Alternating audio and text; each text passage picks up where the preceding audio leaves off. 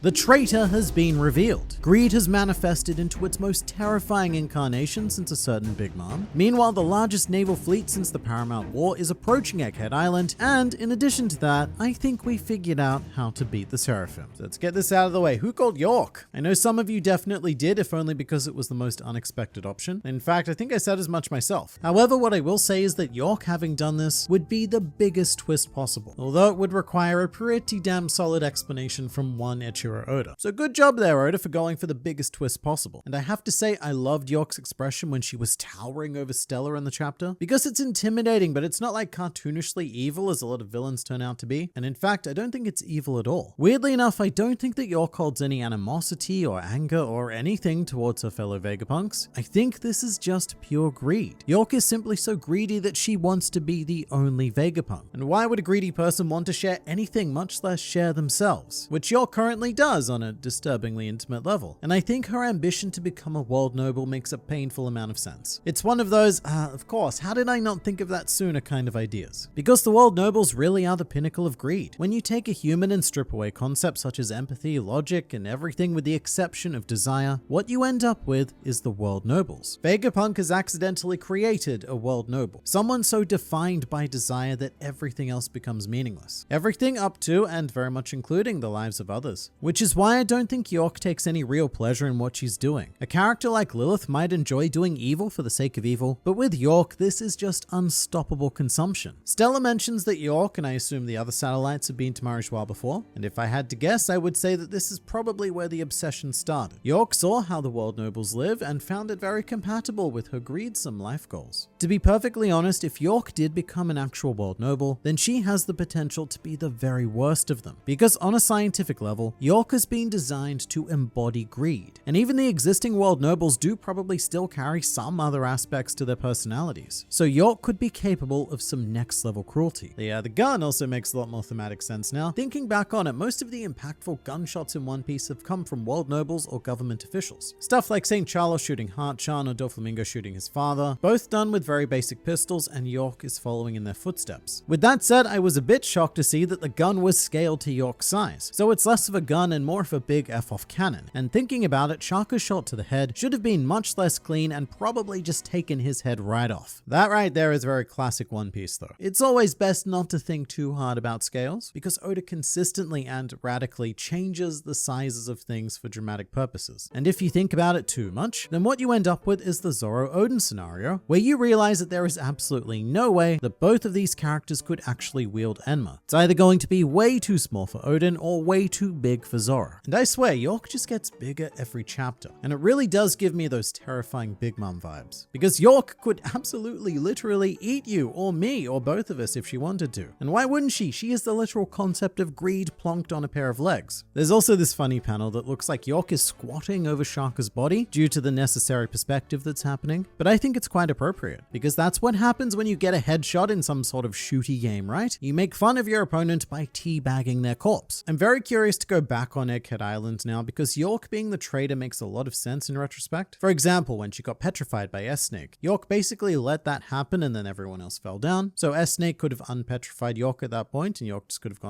and continued. But what I still don't quite grasp is how York lowered the Labosphere defenses, because she was in the worst possible position to make that happen. In the very center of the room in full blob mode and in full view of everyone. But maybe it's just one of those things. No one noticed what York was doing because no one actively pays attention to her. I mean, I don't actively pay attention to my toilet all the time either. I just assume it's there doing its job and not betraying me.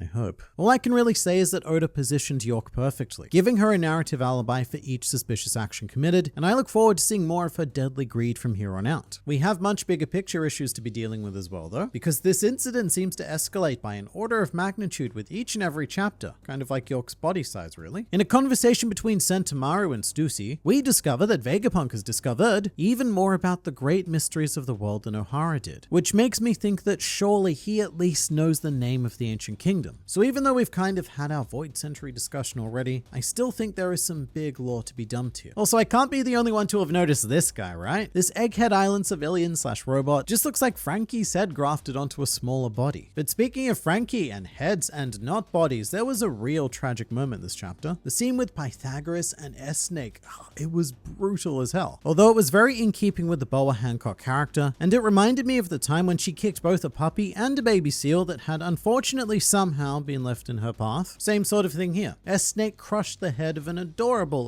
robot with no remorse, but with a surprisingly big explosion. With such a teeny tiny head thing, why did it make such a big bang? And unless he's been backed up somewhere, I have to assume for now that this was the potential death of Pythagoras, which isn't looking good for the the good aspects of Vegapunk. Shaka shot in the head, Pythagoras head blown off and then head blown up, and now even Edison is on the verge of elimination as well. And it's really not looking great for this group in particular. Right now, all we have left to save the day is roughly 1/3 of Frankie, because I don't think that anyone is on the way to save us. Robin's group is heading down to the fruit lab, and Jinbei's group is on the exact opposite end of the lab in a completely different building. I guess there's also S-Hawk, Kaku, and Zoro, but they're likely following one of the other two groups, the Jinbei or the Robin. So legitimately, the only hope remaining here may be a surprise Karobo appearance. That, or maybe Frankie can detach parts of his body to do something special, or just something. Finally, please, Cyborg Man, this is your time to shine. But what I'm more interested in is Lilith. She's currently petrified, and I imagine that the next logical step would be to smash her to pieces. I can't help but be a bit suddenly suspicious though, because Lilith is getting the York treatment. And if greed can manifest into what York has become, then what's stopping evil from doing the same thing? Or wrath in the case of Atlas. And in fact, we could still potentially be in a scenario where there is more than one aspect of Vegapunk working against us. The negative satellites rising up and destroying the good ones. Because right now, the good ones are the only satellites that have incurred significant damage and or death. But all of Egghead Island has admittedly made me very paranoid as a reader. And to be honest, even though we've outright seen York as the traitor, there is still that 1% of doubt within me that this is the truth. And it's because anything is possible on Egghead Island. Holograms, teleports, cloning, all of the things, so much. And even that one time where Atlas said that she could take on the face and body of anyone she wanted. That's suspicious. So more so than any other One Piece arc, it's really difficult to take things at face value. Speaking of Atlas though, I really enjoyed her section with Robin, if only for the fact that Robin was so confident in predicting what would happen as a result of Nami screaming. She knows the crew so well that it's obvious that Sanji will stop whatever he's doing to go and rescue Nami, which leaves Robin free to carry on her task, which, as always, is to get into the basement. Robin's role in so many arcs can be boiled down to find the thing in the basement, because Robin usually ends up underground like during Alabasta or Wano or in some kind of other hidden spot. So of course Robin is going to the secret lab. She is just innately attracted to the secret spaces. Cutting to Nami's group, and we have a very fun conflict with Sanji versus S-Shark, one that has taken on far greater meaning than I initially thought. Thinking about it, this fight is Vegapunk versus Judge. Vegapunk's ultimate form of humanity versus Judge's ultimate form of humanity. Although I love that Sanji is still crediting all of this to the power of love, completely in denial about his genetic enhancements. But this ties into the cover story, which is world-shakingly important, as we have just witnessed the founding of Neo Mads, complete with a clone parade, which I think is the first clone parade I've ever witnessed, albeit not one too appreciated by Ichiji or Reiju, which makes sense. Reiju doesn't really care, and Ichiji is emotionally incapable of caring. But it is kind of interesting in retrospect that Judge went down the path of suppressing all emotion, whilst Vegapunk went down the path of actively isolating all of his emotional aspects. This is big though, and probably a lot scarier than it looks with all of the happy faces, because these two are absolutely horrendous villains who have committed horrific acts, and now they're joining forces to create even more horrific acts. What comes of this is very unlikely to be positive, and it also probably doesn't end with just the two of them. Since the collapse of Kaido Incorporated, Queen is currently unemployed, so I could see him submitting an application for Neomads as well, and maybe even the OG Buckingham Stussy could make a return. Either way, this is a cross-guild scale development. It's going to be a big problem for someone, and that someone is probably us. And that's why we need problem solvers like, say, Rob Lucci, whose doctorate in assassination led him to immediately diagnose the cause of S-Hawk's absence. It was kind of scary how Rob Lucci went full psychology on this, the whole pick off the weak and then consolidate against the strong kind of thing, and also mentally damage the strong by killing the weak, but hey, this is why Rob Lucci is the professional. But my favorite moment of the entire chapter was the return of the Usopp gag, which was a trend with Kaku back on Water 7, as Luffy, Zoro, and Sanji all mistook him for Usopp, and even Nami was taken aback and had to perform some pretty intense mental calculations to arrive at the conclusion that Kaku was not in fact Usopp, even even though Usopp was standing right next to her. In general, I love that this whole thing has come full circle. Lucci and Kaku began their time in One Piece as allies, I mean sort of friends, friendly,